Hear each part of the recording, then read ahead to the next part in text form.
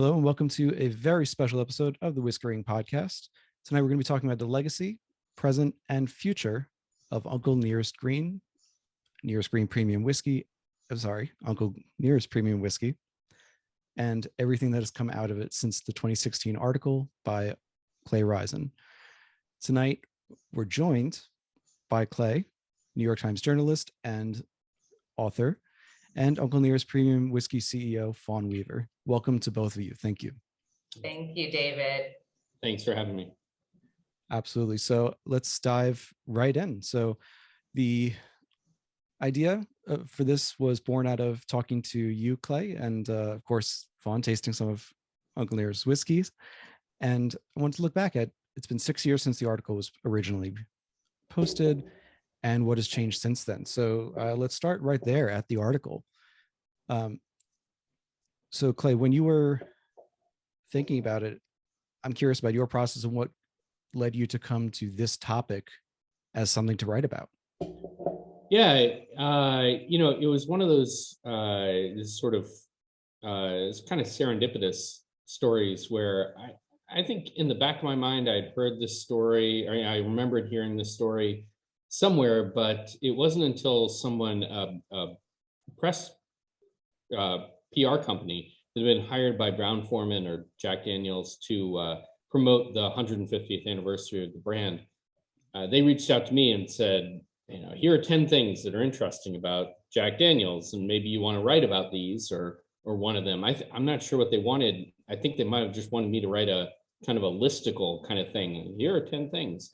And I was looking through them and not very interesting. And then the story, Jack Daniels learned to make whiskey and hired Nearest Green as his first master distiller. And oh, well, that's really interesting.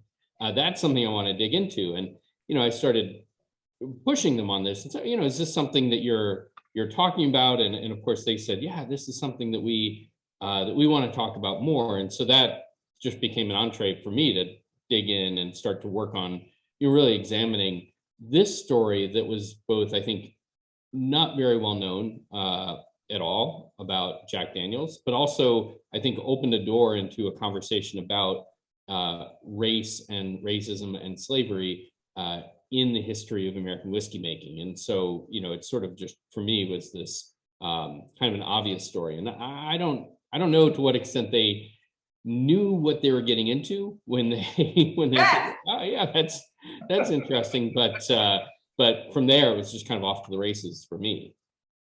They definitely didn't know what they were getting into. I've had that conversation with them. Yeah. That was good to say. The response caught them off guard, for sure. Mm-hmm.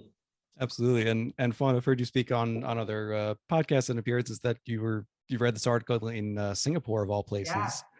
And to my knowledge, the only notes or articles, really anything that have been written about this story were, before Clay, of course, was Brown-Forman's own kind of internal knowledge and the Jack Daniels Legacy book by Ben Green from 50 years before. So when you're reading Clay's article, literally across the world, what was kind of your first thought and then your first step? Sure. There was another place that it had been written about, which was a book called Blood and Whiskey. And it's actually, I think, why everybody was spelling Nearest's name incorrectly is because in the book, he went through great lengths to try to, I think what the author was trying to do is he wanted to be sort of the authoritative biography of Jack Daniels. And so he was working to discredit the original biography. And one of the ways that he did that was pointing out that the original biography had spelled Nearest's name wrong. And he got that from an 1880 census. And what he didn't realize is that Nearest couldn't read or write, and neither could his children. And so his name was being spelled phonetically by the census taker. And he's the one who spelled the name wrong. And so it was, so anyway, I just wanted to clarify, there was one other place, and it's where we all got the misspelling. So we've now corrected that. And it's now, but Clay was, I mean, as you mentioned, I was in Singapore It was on here, I believe it was on the cover of the food section, right, Clay? Was that correct? Yeah. But in Singapore, it was the front page of the newspaper. And so being away that far away from America, and when I travel, what I read is the New York Times. It's what keeps me up to date and whatever is going on in America. So I'm reading it. My husband's across from me, and literally my eyes must have gotten so wide because he freaked out a little bit. And he's like, "What's wrong?" Thinking something happened in America. And given that was the year that Trump was the presumptive nominee, and that was the period of time where there was a whole lot going on leading up to that, he wasn't wrong for being concerned that the front page of the New York Times might spell a little bit of trouble.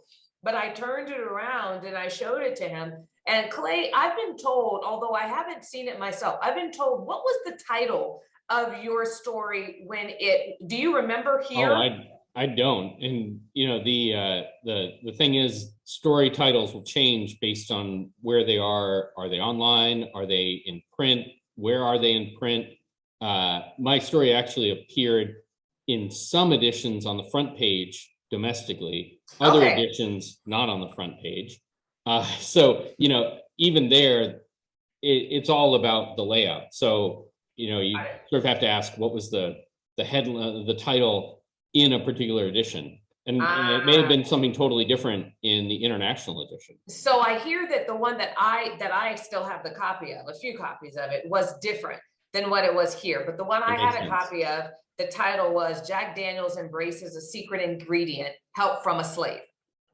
I think that's the one that I've seen as well. Okay. Yeah. And so what ended up happening is, and I can tell you that Clay was the first one to write an article on it. And the reason I know this is I'm in Singapore. The story, I mean, by the time we get it, it's a day, 2 days after it had been here in the US. And I go upstairs to my hotel room and I Google the name Nearest Green, and Clay's article is the only article that comes up, and then a bunch of republishing of his article. But there was literally nothing else. There wasn't even a Wikipedia page. That didn't pop up till about 4 hours later. There was literally, and it was clear that whoever did the editing of the Wikipedia page, the only thing they had to go off of was Clay Rison's article. And exactly. And then someone else edited and added to that Wikipedia page in the footnote, Jack Daniels' legacy. And so I ordered that book on Amazon while I was still in Singapore. I didn't read it until a couple weeks later. But no, Clay was definitely the first person to really share that story outside of Lynchburg. And I'll admit to not having fully read both of the other books. I have skimmed just to kind of gain a background on it, but they present very different tones and very different portraits of it. So it was notable to me that on both, further communications, but also on the Nearest Green Foundation website, that the Jack Daniels Legacy book by Ben Green is the one that is promoted and spoken about rather than the Blood and Whiskey one. So I will tell you why, is because my research debunks a lot of what's in Blood and Whiskey. But more importantly, what I know for sure is no one in Lynchburg talked to the person from Blood and Whiskey other than the people who owned the bed and breakfast where he stayed at. And the challenge with a lot of the records, at least that I pulled for Nearest Green, he couldn't get it without their help. He actually needed the help of the people in Lynchburg. He would have needed the help of Nearest's family. He would have needed the help of Jack's family, which I had both. And so there's a lot of documents and paperwork that I have that he would have never had access to. And so, but Ben Green would have. Gotcha. So before we move on from this topic, first question I have is, of course, the misspelling in 1880 census. Are there other kind of official documents that also have this misspelling, or is Nearest spelled with the T and EST? Well, because his children couldn't read or write either, there are documents, whether it's marriage certificates, death certificates, where his name is spelled a number of different ways, Gotcha. And all phonetically Nearest. So you do get a lot of different spellings in terms of they were trying to spell it phonetically, but nearest, NEAREST, by all accounts, is the proper way. Gotcha. And Clay, looking back now, of course, there's so much more research now, much of it done by Fawn. Now, 6 years later, putting yourself, if you can, back in that mindset of when you were writing the initial article, aside from, of course, the content that you would now have and the additional information, is there anything either tonally or kind of the general outlook of the article that you think you would change? I don't think so. You know, obviously, and I wrote a follow-up article that once Fawn got her project and her work going, I did a follow-up about that that kind of reflected a little bit of, you know, not only what she was doing, but what she had found. I think, you know, obviously there are a lot of details and there are a lot of really important points that have been brought up primarily by Fawn about this story. But generally, I think that the overarching story that I wrote is kind of the framework, or at least as far as I understand it, you know, in a very bare bones way, just kind of laying out what happened. You know, I think if I had known more, there are a lot of details in terms of the relationship between Jack Daniel and Nearest Green that I would have loved to be able to have put in there, and I didn't know and didn't have access to. A lot of the legacy things, descriptions of what his family has meant for Lynchburg, what they have done in Lynchburg, how that has kind of echoed through history. At least for that first article, I didn't get into that. And obviously, if I had had that material and I could go back to it, that would be a slightly different story, more of a living history kind of story than this thing happened in the past, and here is kind of how this company is trying to deal with it now. But you know, I at the same time, I'm really excited and happy about the way things did play out. I mean, I've told Fawn this a number of times. It's every reporter's dream to see their work have a very specific impact in the world, and to know that there's someone out there who read what I wrote and did something based on that work and did something pretty amazing. So I'm very happy with that. Well, and the framework stood the test of time, because there was nothing in your article, right? It did. So we built upon what was in your article, but your article, what you didn't do is make leaps, which is really great. And in the current day and age, I almost feel like it's a bit more rare. You did true journalism. You only reported what information was accessible at that time. Right. So you came into Lynchburg as a reporter. You're only going to get so much access. You would have needed to like move in like I did. Yeah. Yeah. I mean, that was pretty amazing. So short of moving there, and it truly is why I moved there, is because a town like Lynchburg is not going to give information to an outsider. Yeah. But what was very clear is that they wanted the story told. And quite frankly, the irony is I think a lot of them didn't realize the story hadn't been told. And I remember that when I maybe my second or third day there, I'm getting a pedicure at the local nail shop. And I say to the person, you know, how did you feel when the story came out in the New York Times and you know, and you learned about everyone learned about the story of Nearest Green? And the woman looks at me like I'm crazy. And she's like, we've always known this story. This wasn't new news to us. I think for the town of Lynchburg, the new news was the fact that the rest of us didn't already know. Yeah, that makes sense. Yeah. Yeah, that was what was news to them. Absolutely. And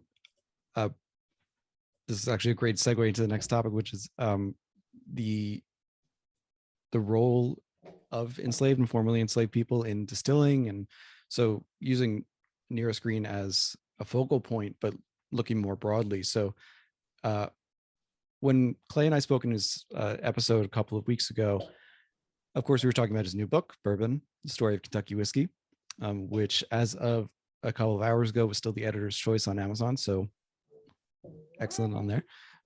Very happy to have a copy for myself. Thanks.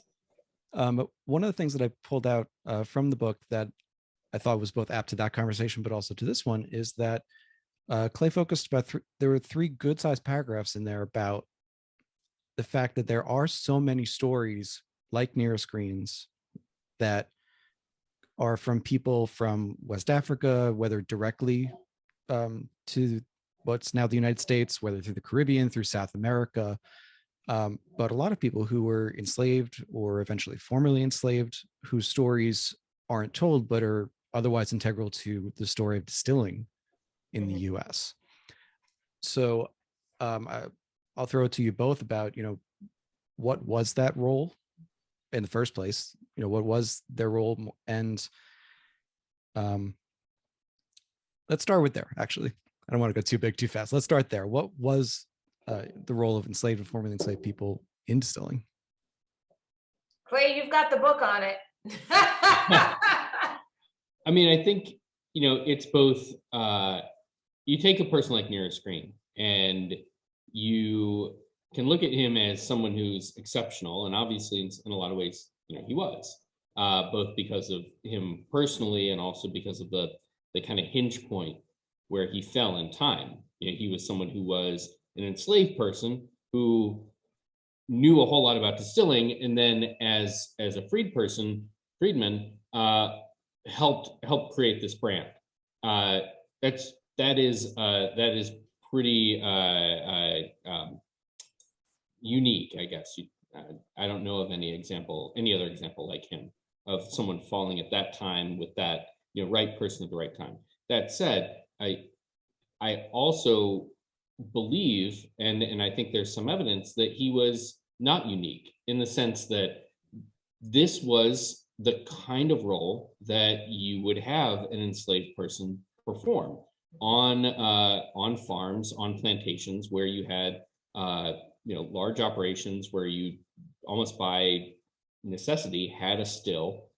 Distilling was not a particularly safe or fun thing to do, and so and not an easy thing to do, and something that took a lot of skill as well as strength and perseverance. And so to have an enslaved person do that work, it almost sort of seems natural that would be something that those individuals would do. And there's a scant amount but fairly persuasive amount of documentary evidence that these were people who are highly valued.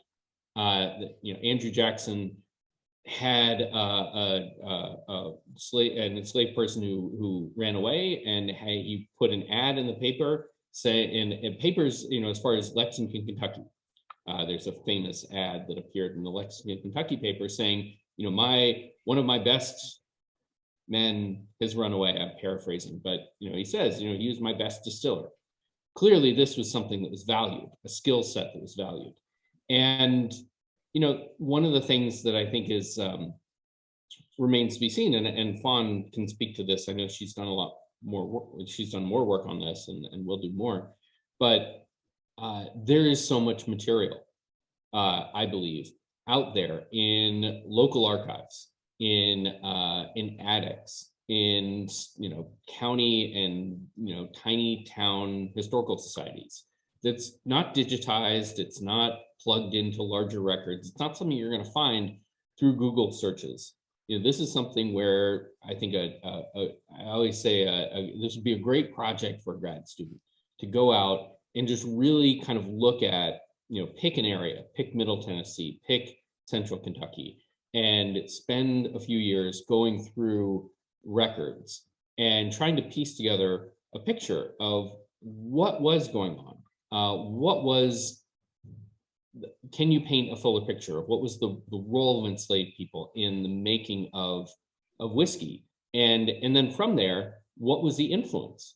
If you have a group of people who over a long enough period of time are highly skilled, they're training other people, they're perfecting their craft, inevitably that's going to have an influence on the product that's created.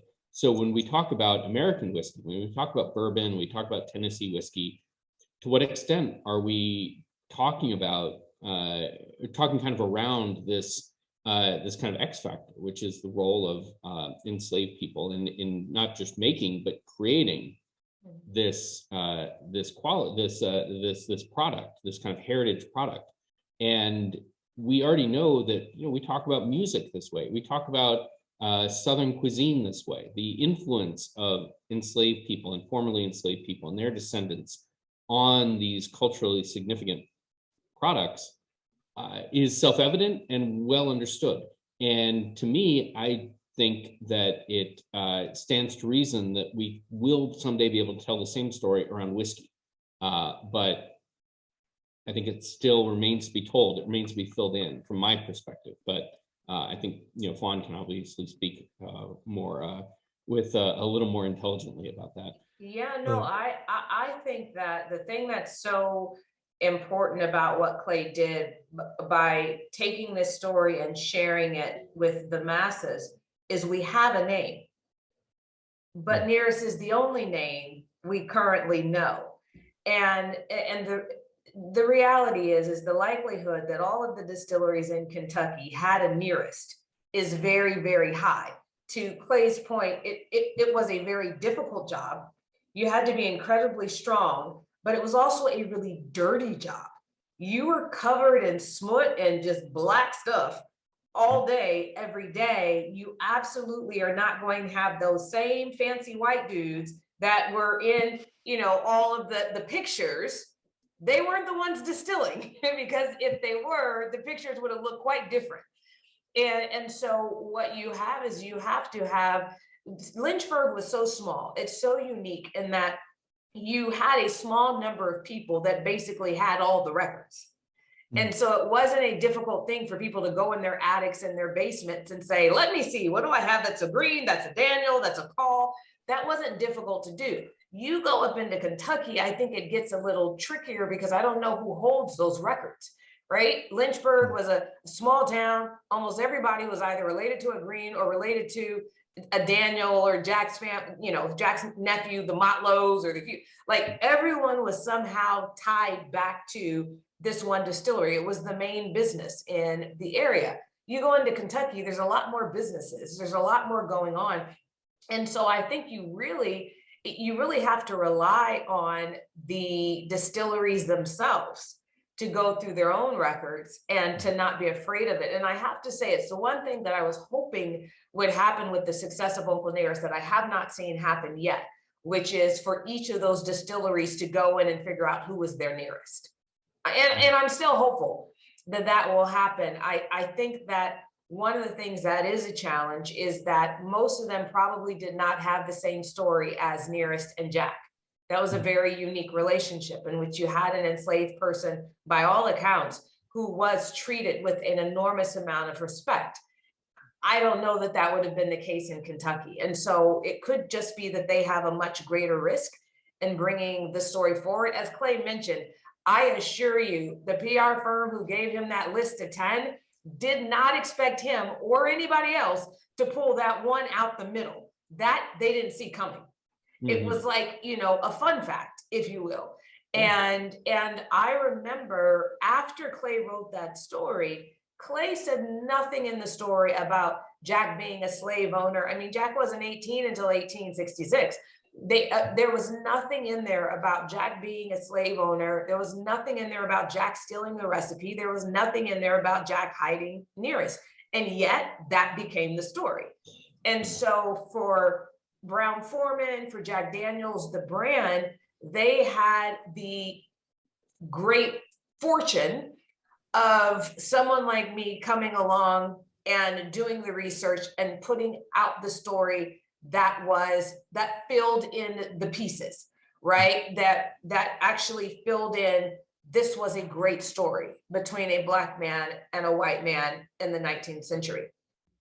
I don't know that the other companies are going to have that luck.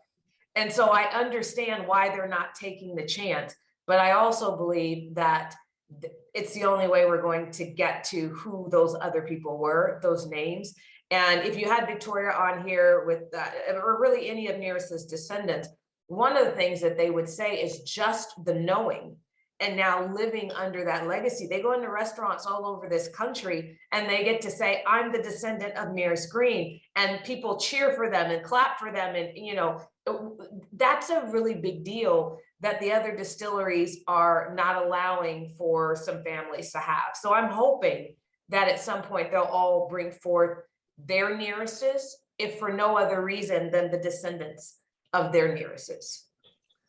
Yeah, That's fair. I think there's also just in Kentucky, especially, there's a certain story that they like to rely on, and it's a very white story, and it's I think in part I think they probably do know some distilleries, some historians or whatnot. They do know that it's a more complicated and less romantic story than they like to tell. But the one that they've told for so long is this story about striving white settlers, which, by the way, leaves out natives, right? The story that Kentucky was this unpopulated space that they moved into, and it was always just white people, and it was white people making whiskey, and it was white people building over time an industry that then became America's favorite spirit, right?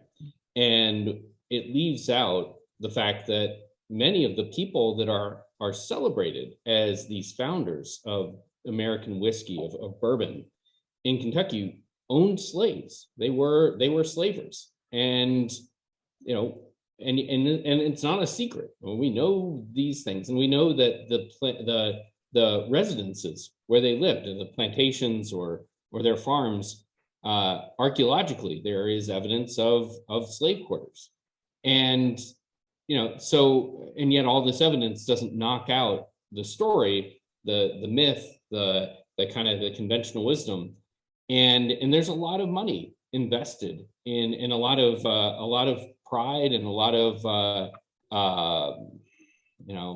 of careers invested in telling this story, rather than the story that is more accurate and probably will need work. I mean, research needs to be done to say, well, what is this? How do we tell this story about whether it's Elijah Craig or whoever, these founders of whiskey in Kentucky, not actually making whiskey, and actually being made by enslaved people. And that's a much more complicated story to tell, and a much riskier story to tell from just a corporate point of view.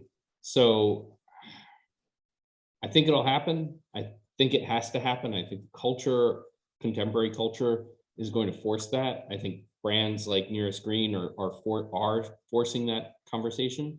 But I agree with Fawn that it's a little frustrating not to see it happening faster.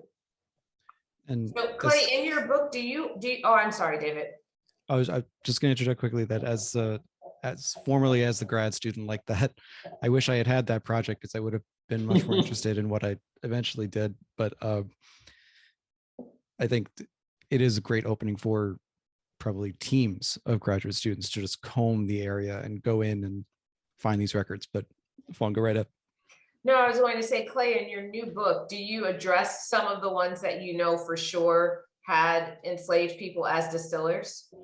Well, this is the thing, is that we know that Elijah Craig was a slave owner. We don't know for sure that he had them working at the still, and we don't know what role they played. At the same time, there's archaeological evidence of different plantations where there's pretty good evidence that, say, the slave quarters were next to the still house, where there's various other items that indicate that the enslaved people on those sites were involved in the whiskey production. But it's still very early, and it's hard to say definitively what role they played. There's some fantastic work being done at Kentucky State in Frankfort, and I believe I know the state, Kentucky, the state government has an archaeological program, a state archaeological program, where there are people involved in looking at this history. I think it's kind of a no-brainer for other institutions, for Louisville and for the University of Kentucky to get involved with. I think Midway University, which is near Frankfort, I think they're getting involved in some of these questions. So there is a gathering interest, but I do think it's something that's just needs more. We're not at that critical mass yet, where there's a conversation. I mean, the critical mass will be where there are. I would love to see, say, a conference at some point, an academic conference where you bring together archaeologists and historians and you know, maybe some people from industry, and have them present kind of what is the state of state of research. What are some research projects? I mean, I think that's the kind of thing that really gets people going. At the same time, there needs to be funding, and that will come along. That is coming along, but of course, it just needs progress. At some point, there will be a great book about this, but I think that's years off. Yeah, I'm a nonprofit fundraiser by day. Maybe we'll raise funds for that one day. Who knows? There you go. There was an interesting parallel that just came to mind, and I'll just go with me on this because it's a 4.5 millennia gap on this. But when you're talking about the archaeology and putting the locations together and the proximity as evidence, I immediately, for some reason, thought of the pyramids in Egypt, or the pyramids of Giza, and how there is this overarching narrative that they were built by slaves, that it was slave labor. And despite that, we've known since 1928, and as late as 1956, when they're excavating the city right next to the pyramids, that no, these people weren't slaves. They were well paid. It was an honor to build the tombs of the pharaohs, and an honor to do this. And even despite this huge archaeological dig at Dar el-Medina, showing that these people were paid with bread, with beer, their families were taken care of, they were given elaborate burials, certainly not pyramids, but elaborate burials, and yet their story has not changed the kind of public narrative or overreaching narrative that no, it was still slaves that built the pyramids, and et cetera. So I know it's a tangential connection there, but I'm curious with more archaeological work, in addition to the work of documents, or especially that archaeological work, to show proximity as evidence. Yeah, I mean, I think one of the things that, and Fawn, I'm curious what you think about this, but a lot of times there's been not just a white story told about Kentucky, about whiskey, particularly Kentucky whiskey here, I'm thinking, but a very simplistic story. The story of whiskey in America, and this is true with food, with music, with anything that we think of as American heritage, cultural heritage. So much of it is the coming together of different cultures, and that is well documented, but maybe not well appreciated when it comes to European cultures impacting on American whiskey. So the influence not just of Scots-Irish and Scottish distilling, but German distilling and Northern European distilling generally, Dutch distilling, these traditions being brought over from Europe and coming together and helping to form what we think of as American whiskey. I think that, again, the X factor involved in a lot of that is the influence of enslaved Africans, of that African American heritage influencing it. And so I think that's a story that has to be appreciated, and in some ways. So I guess what I mean to say is that as much as a challenge as this story presents, it's also a fundamentally American story, for better or worse. This is the story of cultural integration, of cultural influence. Some of it not always by choice, but certainly by effect. And that's something that I think as this country changes, as we become a more self-aware, as we come to recognize and value the diversity in this country, and not just pay lip service to it, but to really recognize that. I think that whiskey has to pivot as well, and I think that part of that is telling this deeper story about whiskey, not as this sort of homogenous kind of thing that a few people on the frontier created, but really is this result of this cultural coming together of very, very different cultures. And can we celebrate that product in those terms? Absolutely. And so I do want to be mindful of time, but I want to ask another question that both of you in some ways have already answered, but I want to reframe it. The original question was going to be, what is the state of the industry in recognizing the enslaved, formerly enslaved, perhaps never enslaved, but still in some way involved in distilling in the Americas. But instead, I want to frame it as, Fawn, you mentioned the fear that many companies have, that and the just sheer luck that Brown-Forman had, that this was in effect a positive story. Mm-hmm.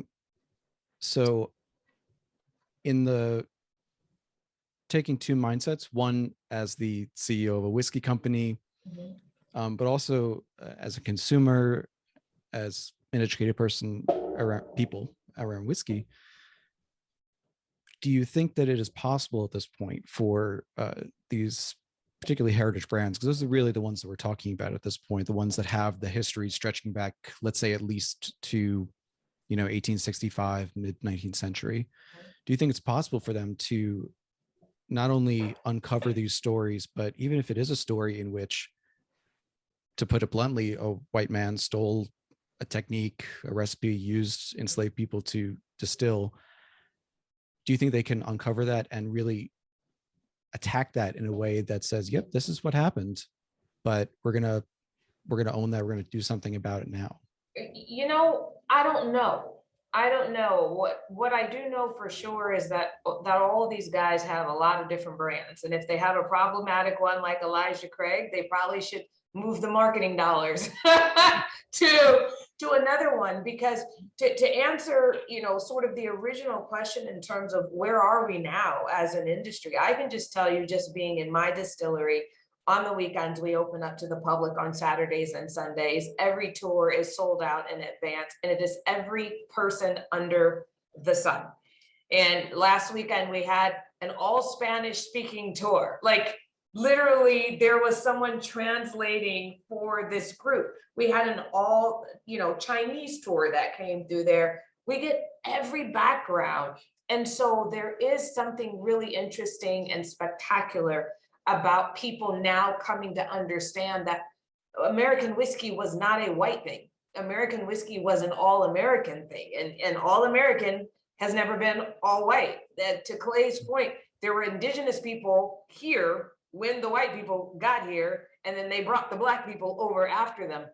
But there has always been color in this country. And if I just go off of the excitement around our brand by every background, then if I were the folks in Kentucky, I'd be trying to figure out how to tell a story that appeals to more than just the 30% of the white men in this country. And I think that they are trying to figure that out, and they're trying to figure out which of their brands actually lend themselves to that more. So if you've got 10 brands and 2 of them lend themselves to a more colorful story, a more inclusive story, then that's where you're going to need to move your dollars. Because as we continue to grow as an industry, but just America overall, I think America is going to have less of a tolerance for those historic stories that we know are not plausibly true.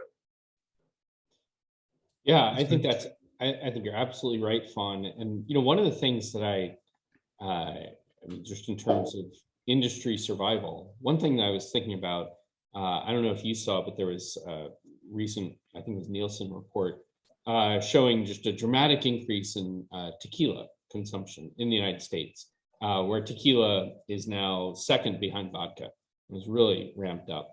And God help us. No, I'm just kidding. Look, I mean, tequila is obviously a product. It's a Mexican product. It comes from, it comes with a heritage that is rooted in people of color.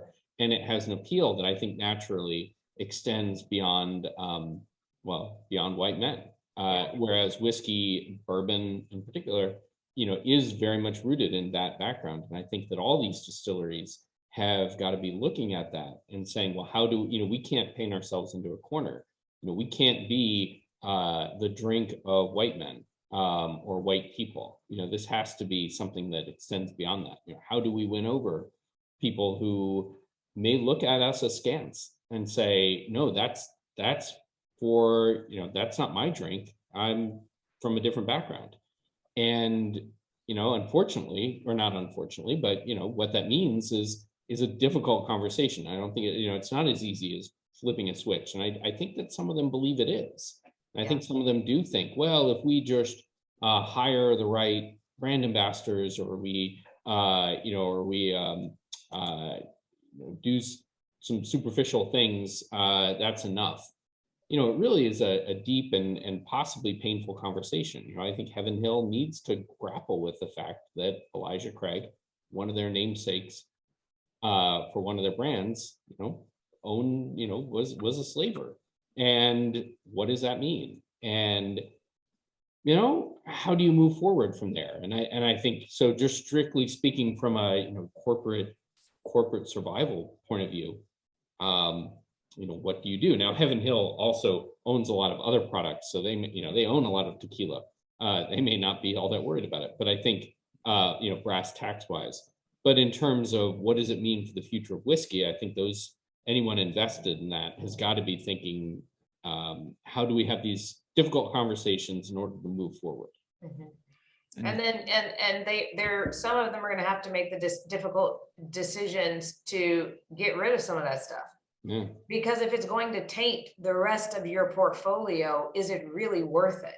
Like, people have loved Elijah Craig for a really long time, but the juice in Elijah Craig doesn't have to be represented by Elijah Craig. So then is the solution to take that incredible juice and to put it in something else? Isn't that what Old Forester did, with Woodford Reserve, right? So now Woodford is making some of its own and it's blending it. But in that beginning, it was basically, they had a whole lot of Old Forester and people weren't buying that brand. And so they came up with a beautiful, sleek bottle, a great brand. They did all of that. And they were able to move that and create a whole other million case brand, essentially using the same juice. Sure. And so there's a model for it. Yeah. And the way that Rebel Yell as a brand has moved away from Rebel Yell. As, and that is very evident. I mean, they're not hiding why they're moving away from that name. And that, that is a name that is not sustainable. And has a brand identity that is not sustainable today. It is marked by, not only is the name itself problematic, but the history of, using that brand to appeal to neo-Confederate sentiments in the South. That's not something you can really sustain today, morally, and or in the market. People are not going to stand for that. So obviously you move away from that. And I think you're right. I mean, that needs to be grappled with. And Clay, I want to just jump in and say that you do, as much as those 3 paragraphs about enslaved before me, enslaved people caught me when I first read your book, the full treatment that you give about the Confederate symbolism behind it, rebel sentiment more generally, not just Confederate, but just more generally, is not only rampant, but it's still continues in some brands. And just so that there will be some people from Heaven Hill listening to this, so just so we don't think they're picking on them too much, to your question, to your suggestion rather, Fawn, if you were to take Elijah Craig, one of the most recognizable brands, I mean, hell, for me it's my daily drinker. It's a bourbon that I usually say, like, this is what bourbon to me should taste like. Is the answer to phase out something like that, to put it into a different bottle? Is it to keep the Elijah Craig name on there, and to add education behind it, to say, this is named after Elijah Craig. He was a distiller of the early American period. He was a slave owner. This is what we know about him. Where is that middle ground where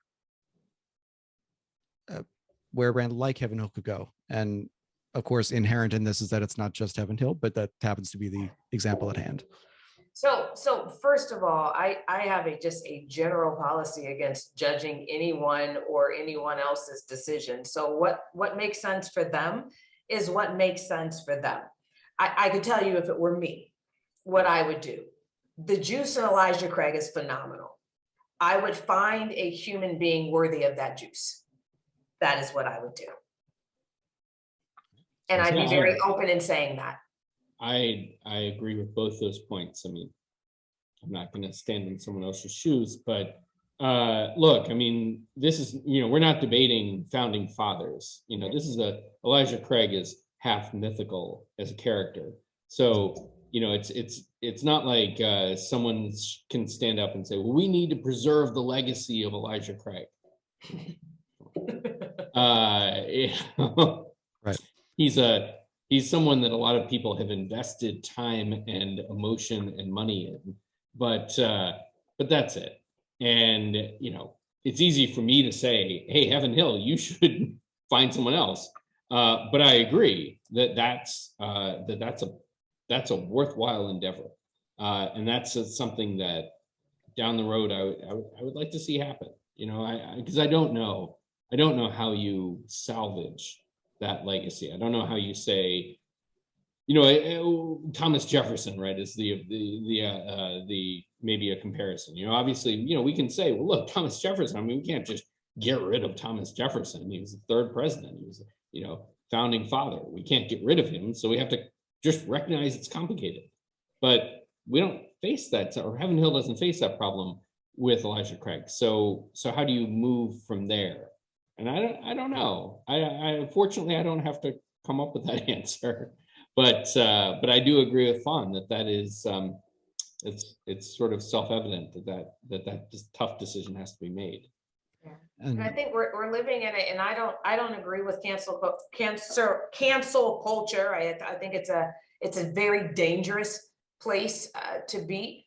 Mm-hmm. But the reality is that exists around the world at the current moment. So I think for some of the other brand owners, the thing that you have to look at it and say, if cancel culture gets a hold of one of our brands and tries to make our entire line, penalize our entire portfolio because of that one brand, is it worth it? Mm-hmm. And so again, they don't have to get rid of it. Hell, I didn't even know until Clay just said it, that it's in his book. I actually didn't know. I enjoy Elijah Craig a great deal, right? Mm-hmm. But I do think that as people begin to learn more about the backstories of some of these founding fathers of bourbon, that can adversely impact their sales across their entire portfolio. So before that happens, and again, I'm just saying, if it were me, and these guys have been doing it a hell of a lot longer than me, so I'm not expecting any of them to listen. I'm just saying what I would do if it were me personally, not me in their shoes, but literally me, is I would figure out how to take all those marketing dollars and that incredible juice and start moving it in a direction of something that can really grow and be phenomenal. And again, it could be something very contemporary where it's not about a human being. Again, I go back to Woodford Reserve. I look at the history of how they built that brand, and I think it is one of the most brilliant things that anyone has ever done with juice that's sitting, because the juice was already incredible. And it's like, all right, well, if nobody's looking at this brand right now, let's do this. But what's great about it is now you have two brands with very unique juices, whiskeys, right, that are completely separate, but how they built that was based on moving it kind of to one, right, and then going back to its original. So I think that there's a lot of companies that can look at that and say, that works. We've got this great juice. We know that this founding father is problematic, and we want to get ahead of this. Before it becomes a story, let's just start phasing it out without people even realizing that's what we're doing. Yeah. I think that is all well said. I honestly have nothing to add to what has been said. I think it's due to service to do so. So in the last, let's say 10 minutes or so that we've got here before we move on to the much promised private Q&A, is I wanted to talk about, basically take Fawn what you were just saying, pushing these, not just marketing dollars, but just dollars in general into things that look forward and address the present and address the future. So I wanted to give you some time to talk about both the Nearest and Jack Advancement Initiative and the Uncle Nearest Venture Fund. Yeah. So I happen to be on sort of the romantic side of the whiskey business, meaning I really truly believe it wasn't our native spirit, technically that would be rum, but as our true American spirit, that it has the power to unify better than most industries that exist. And so I still am very, very hopeful that we're going to see that in our industry. And a part of that is being able to participate with my brethren. And how do we fix this? All right, we know it's white, or it was the last, I'd say 5 years. It's changed dramatically. We've got a long way to go because we started so far behind.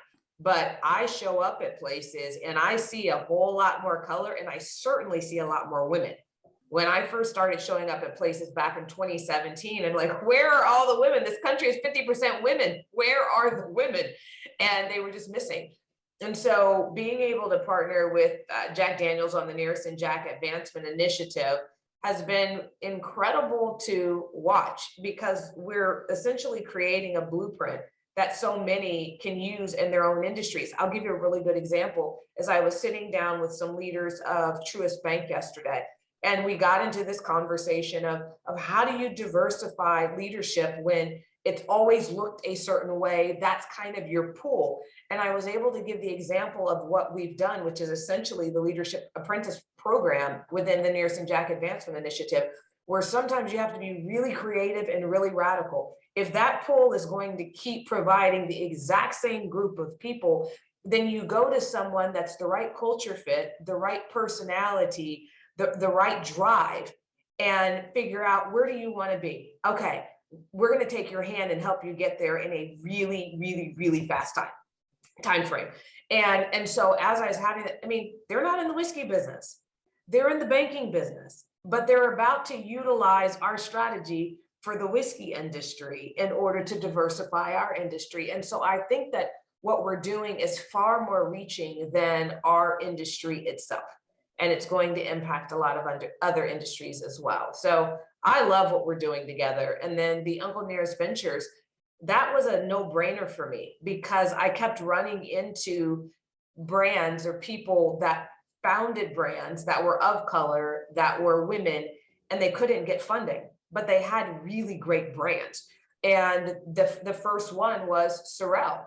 And then Equiano out of London, who I personally think has one of the most remarkable backstories of any spirit brand, and it's true. And so that makes me happy. We haven't announced it, but our third is Hella Cocktails, Hella Bitters out of New York as well. And I mean, you've got, I'll take Hella because they were just here at the distillery this weekend. You've got 3 founders. You've got one that has Latin and Filipino heritage, one that is Black, one is Russian, Jew, and German. And the 3 of them for 10 years, side by side, have been building this company. And I sat across from them in my conference room, and I said, you guys have been doing this for so long, you have no idea how rare it is for 3 people to build a company that are so different in how you look, and they've been able to do it. And so me investing in Hella had everything to do with those 3 founders and how they've been able to build this together, and hoping that we begin to see more like that, founder groups that don't all look the same color. Yeah, that's really fantastic on both of these. I mean,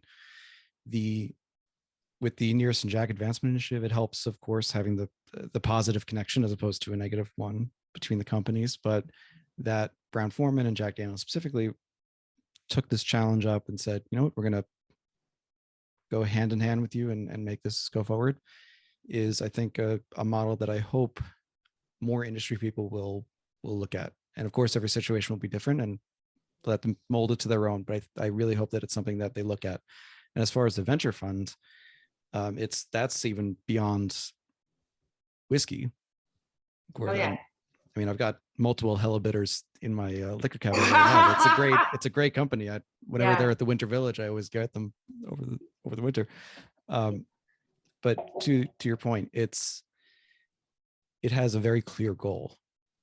And as we close out this part of the interview, I mean, I want to ask, what is the ultimate goal of the venture fund, of the Yeah, the venture fund.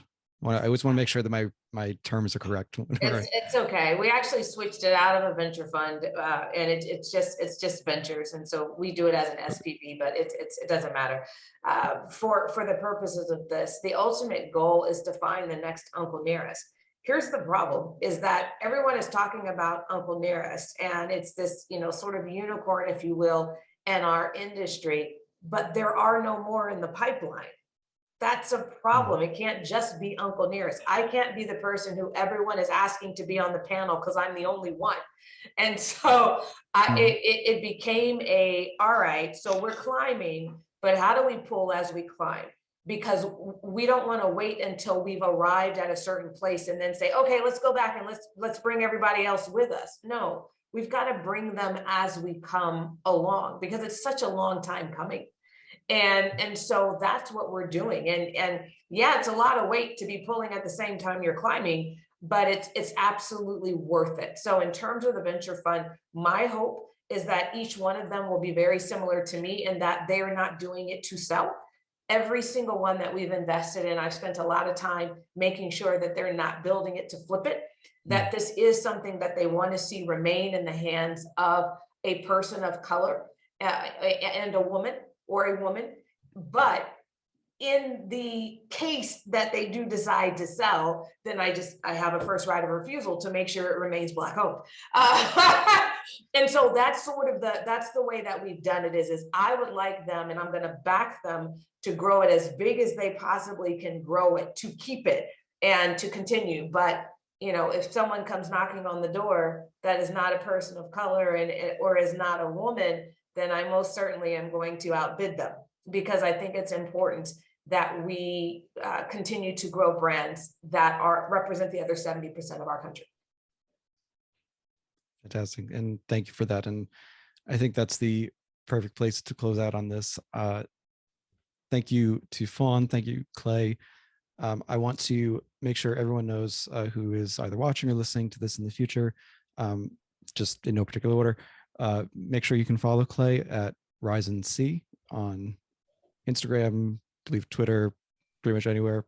Both of you are very accessible, but I've had the pleasure of speaking with Clay before, so I can back that up. Make sure to take a look at not only his work for the New York Times, but also his new book, Bourbon, The Story of Kentucky Whiskey. With Fawn and Uncle Nearest, of course, make sure to really take a look at the website.